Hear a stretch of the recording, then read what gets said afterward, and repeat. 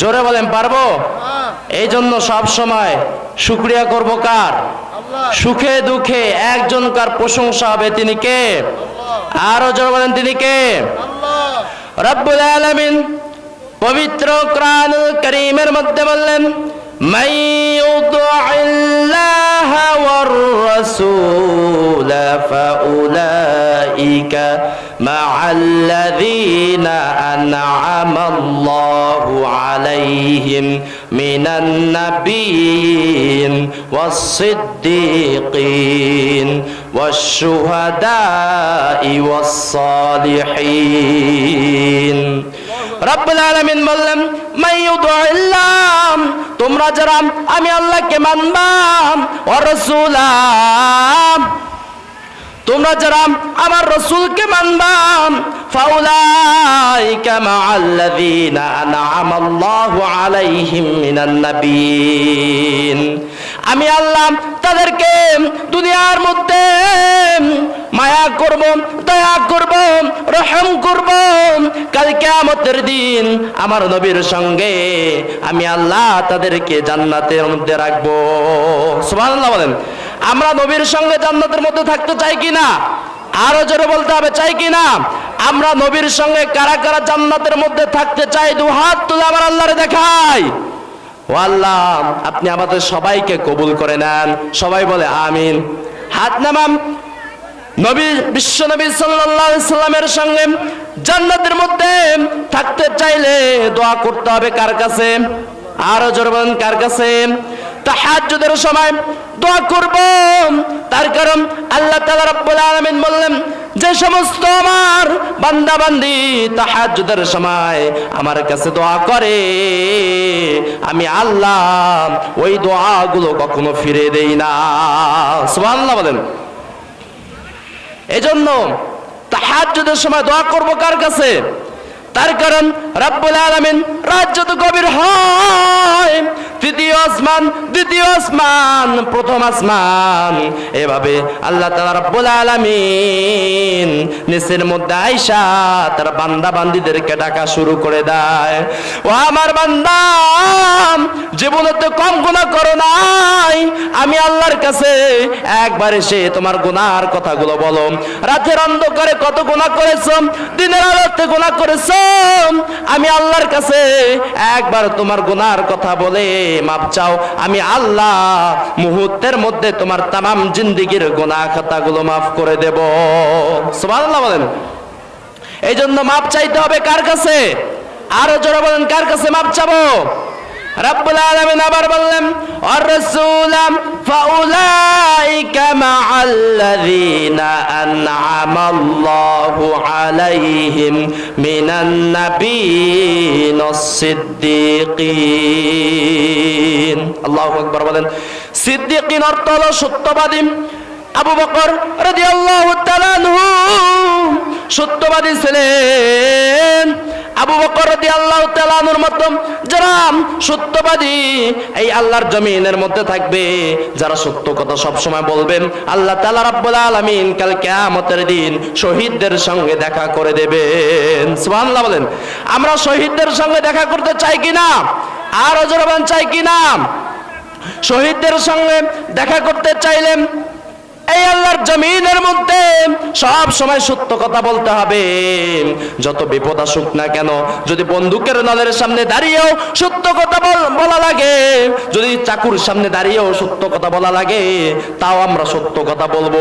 এই তোমরা যদি এই সত্য কথাগুলো বলতে পারো, তাহলে আল্লাহ তাআলা রাব্বুল আলামিন কাল কিয়ামতের দিন শহীদদের সঙ্গে দেখা করে দেবেন। সুবহানাল্লাহ বলেন।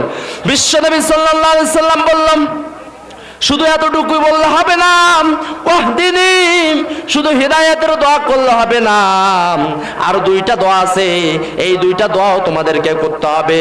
আমরা বললাম, ইয়া রাসূলুল্লাহ, ইয়া হাবিবাল্লাহ, আমরা তো জানি না কোন দুইটা দোয়া পড়তে হবে, তাহলে আপনি বলে দেন।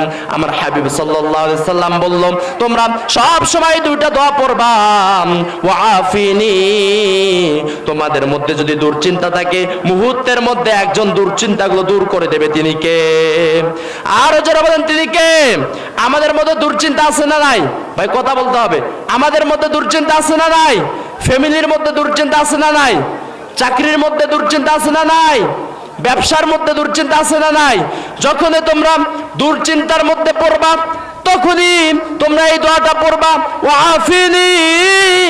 এই দোয়াটা পড়ার সঙ্গে সঙ্গে তোমাদের মুহূর্তের মধ্যে সব দুশ্চিন্তাগুলো দূর হয়ে যাবে। সুবহানাল্লাহ বলেন। সর্বশেষ যেই দোয়াটা বলল বিশ্বনবী সাল্লাল্লাহু আলাইহি সাল্লাম, ওয়ারযুকনি, ও আল্লাহ আমাদের রিজিকের ব্যবস্থা করে দেন। সুবহানাল্লাহ বলেন। আমাদেরকে রিজিকের ব্যবস্থা করে দেয় কে? আমাদের রাজ্জাক কে? আমাদেরকে খাওয়ায় কে? আমাদেরকে শক্তি দিয়েছেন কে? আমাদের শরীরের মধ্যে যৌবন বড় শক্তি, ইচ্ছে করলে একজনকে খতম করে দিতে পারে, তিনি কে? ইচ্ছে করলে একজনকে খতম করে দিতে পারে, এই শক্তি দিয়েছেন কে? আরো জোরে বলেন, কে দিয়েছেন? এই যৌবনের শক্তিটা অপচয় করা যাবে না। এই শক্তি দিয়ে আল্লাহর কোরআনকে প্রতিষ্ঠিত করার জন্য বুকের তাজা রক্তগুলো যদি দেওয়া লাগে তাও আমরা দেবো, ঠিক কিনা? আমরা জীবন দেব, আমরা রক্ত দেব, সেটা হবে রসুলের আদর্শের জন্য, আল্লাহর আদর্শের জন্য, ঠিক কিনা? বিশ্বনবী সাল্লাল্লাহু আলাইহি সাল্লাম বললাম, শুধু এখানেই সীমাবদ্ধ নয়, সহিহ বুখারী এবং সহিহ মুসলিম থেকে একটা দোয়া এসেছে। বিশ্বনবী সাল্লাল্লাহু আলাইহি সাল্লাম সব সময় এই দোয়াটা পড়তেন। যদি বিশ্বনবী সাল্লাল্লাহু আলাইহি সাল্লাম এই দোয়া পড়তেন তাহলে আমাদেরকে এই দোয়া পড়ার দরকার আছে কিনা? আর জবাব আছে কিনা? বিশ্বনবী সাল্লাল্লাহু আলাইহি সাল্লাম সব সময় দোয়াটা পড়তেন। যাদের মধ্যে রাসূলের ভালোবাসা আছে, কোন নেতার আদর্শ নাই, কোন নেত্রীর আদর্শ নাই, সব সময় রাসূলের আদর্শ আছে। যারা মুসলমানরা একবার আল্লাহকে রব বলে স্বীকার করেছে, তারা আল্লাহর আদর্শ ছাড়া, রাসূলের আদর্শ ছাড়া আর অন্য কোন আদর্শ মানবে না, ঠিক কি না? আমরা রাজনীতি করব, সেটাও আল্লাহর আদর্শ থাকতে হবে, এখানেও রাসূলের আদর্শ থাকতে হবে, ঠিক কিনা? আল্লাহ বললেন, তোমরা যদি আদর্শ নিয়ে চলতে পারো তাহলে আমি আল্লাহ তোমাদের জন্য একটা পুরস্কার রেখেছি। সুবহানাল্লাহ বলেন। আমরা আল্লাহকে বললাম, ও আল্লাহ আমাদের জন্য আপনি কি পুরস্কার রেখেছেন, আপনি তাহলে আমাদেরকে বলে দেন। আল্লাহ তাআলা রাব্বুল আলামিন বললেন, ও আমার বান্দারা তোমরা শোনো শোনো, আমার হাবিব সাল্লাল্লাহু আলাইহি সাল্লাম সব সময় যেই দোয়া পড়তো তোমরাও সব সময় দোয়া পড়ো। বিশ্বনবী সাল্লাল্লাহু আলাইহি সাল্লাম এই দোয়াটা সব সময় পড়তেন। হযরত আনাস রাদিয়াল্লাহু তাআলা আনহু ছোট থেকে বিশ্বনবী সাল্লাল্লাহু আলাইহি সাল্লামের সঙ্গে ছিলেন। বিশ্বনবী সাল্লাল্লাহু আলাইহি সাল্লাম যখন মদিনার মধ্যে আসলেন, সব সাহাবীরা বিশ্বনবী সাল্লাল্লাহু আলাইহি সাল্লামকে ভালো ভালো হাদিয়া দেওয়া শুরু করলো। কিন্তু হযরত আনাসের মা বিশ্বনবী সাল্লাল্লাহু আলাইহি সাল্লামকে কোন হাদিয়া দিতে পারেন না। মনে মনে ভাবা শুরু করে দিল, আমি বিশ্বনবী সাল্লাল্লাহু আলাইহি সাল্লামকে বড্ড ভালোবাসি, কিন্তু আমি কিছু দিতে পারি না। বিশ্বনবী সাল্লাল্লাহু আলাইহি সাল্লামকে যে বলে, ইয়া রাসূলুল্লাহ, ইয়া হাবিবাল্লাহ, আমি আপনাকে বড্ড ভালোবাসি ইয়া রাসূলুল্লাহ, কিন্তু আমি আপনাকে কিছু দিতে পারি না। আপনি মদিনার মধ্যে আসার পর থেকে আপনাকে সব সাহাবীরা ভালো ভালো হাদিয়া দিয়ে যায়, কিন্তু আমি দিতে পারি না। আমার একটা সন্তান আছে ইয়া রাসূলুল্লাহ, আমার এই সন্তানটাকে আমি আপনার কাছে হাদিয়া দিয়ে গেলাম। সুবহানাল্লাহ বলেন। বিশ্বনবী সাল্লাল্লাহু আলাইহি সাল্লামের কাছে হযরত আনাসকে হাদিয়া দিয়ে গেলেন।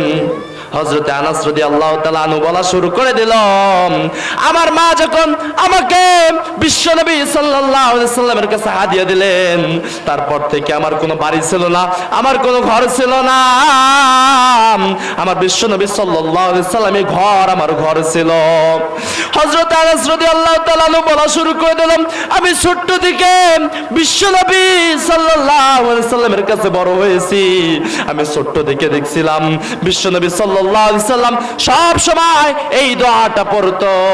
সবাই আমার সঙ্গে বলেন, আল্লাহুম্মা আতিনা ফিদ দুনিয়া হাসানা وفي الآخرة حسنة وقنا عذاب النار الله أكبر বলেন বিশ্বনবী সাল্লাল্লাহু আলাইহি ওয়াসাল্লাম এই দোয়াটা পড়তাম আল্লাহুম্মা আতিনা ওয়া আল্লাহ আমাদেরকে দাও ফিদ দুনিয়া হাসানা ওয়া আল্লাহ আমাদেরকে দুনিয়ার বুকে সফলতা দাও আমরা সফলতার জন্য কার কাছে দোয়া করব আরো জোরে বলেন কার কাছে দোয়া করব কোন নেতার কাছে কোন নেত্রীর কাছে আমরা সব সময় সফলতার জন্য আল্লাহর কাছে দোয়া করব আমরা বললাম ও আল্লাহ দুনিয়ার বুকে শুধু সফলতা দিলে হবে না ওয়াফিল আখিরাতি হাসানা ও আল্লাহ আখিরাতের দিনও আমাদেরকে সফলতা দিতে হবে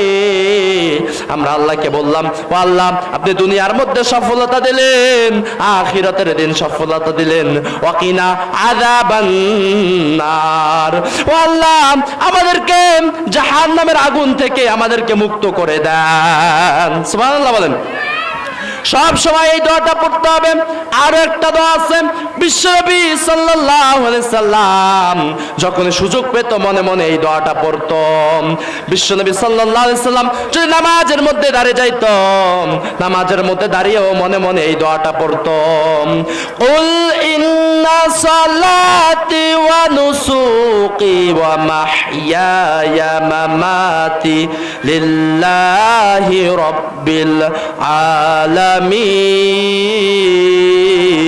আলামিন আল্লাহু আকবার বলেন কুল ইন্না সালাতি ওয়া আল্লাহ আমার সালাতগুলো ওয়া নুসুকি ওয়া আল্লাহ আমার কুরবানিগুলো ওয়া মাহইয়ায়া মামাতি ওয়া আল্লাহ আমার জীবনটা লিল্লাহি রাব্বিল তোমাদের জীবনটাকে দিয়েছো তোমাদের কুরবানিগুলো দিয়েছো তোমাদের সালাতগুলো দিয়েছো আমিও আল্লাহ তোমাদের জন্য একটা পুরস্কার রেখেছি সুবহানাল্লাহ বলেন আমরা আল্লাহকে বললাম ও আল্লাহ আমাদের জন্য আপনি কি পুরস্কার রেখেছেন আমাদেরকে বলে দেন আল্লাহ তাআলা রাব্বুল আলামিন বললেন ইন্নাল্লাহা আশতারা মিনাল মুমিনিনা আনফুসাহুম ওয়া আমওয়ালাহুম বিআন্না লাহুমুল জান্নাহ আল্লাহু আকবার বলেন আল্লাহ বললাম তোমরা যারা আমার রাস্তায় তোমাদের সালাতগুলো দিয়েছো তোমাদের কুরবানিগুলো দিয়েছো তোমাদের জীবনটাকে দিয়েছো আমিও আল্লাহ তোমাদের জন্য একটা পুরস্কার রেখেছি বিআন্না লাহুমুল জান্নাহ আমিও আল্লাহ তোমাদের জন্য 8টা জান্নাতের দরজা খুলে রেখেছি সুবহানাল্লাহ বলেন বিআন্না লাহুমুল জান্নাহ আমিও আল্লাহ তোমাদের জন্য জান্নাতের নিয়ামতগুলো রেডি করে রেখেছি সুবহানাল্লাহ বলেন রাসূল সাল্লাল্লাহু আলাইহি সাল্লাম বললেন ও আমার উম্মতেরা শুধু এতটুকুই বললে হবে না এতটুকুই শেষ না তোমরা নামাজগুলো পড়ো তোমরা আল্লাহর সালাতগুলো আদায় করো তার কারণ তোমরা যখন ফজরের নামাজটা পড়বা ফজরের নামাজটা আদায় করার পর থেকে যতগুলো গুনাহ করলাম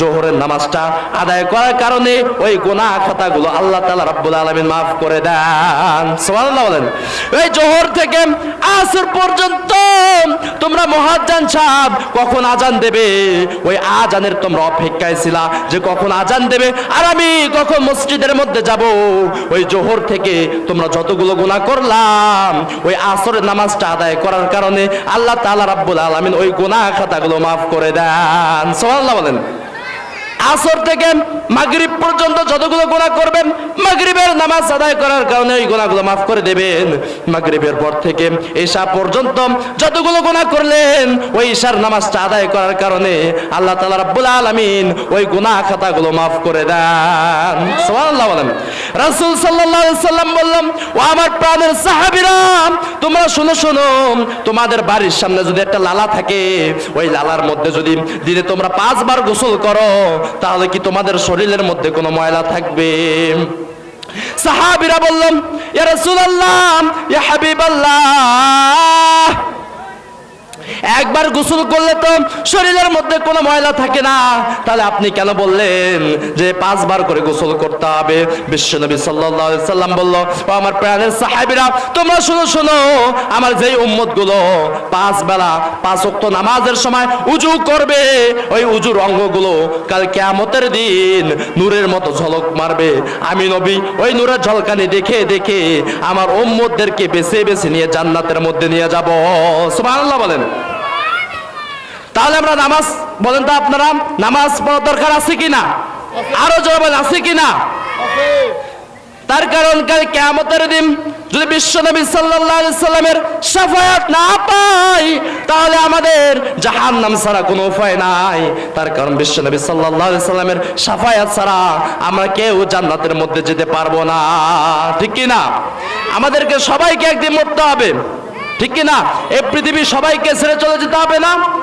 এ দুনিয়া ছেড়ে চলে যাব একদিন, মায়ারি বাঁধন ভেঙে যাবে একদিন।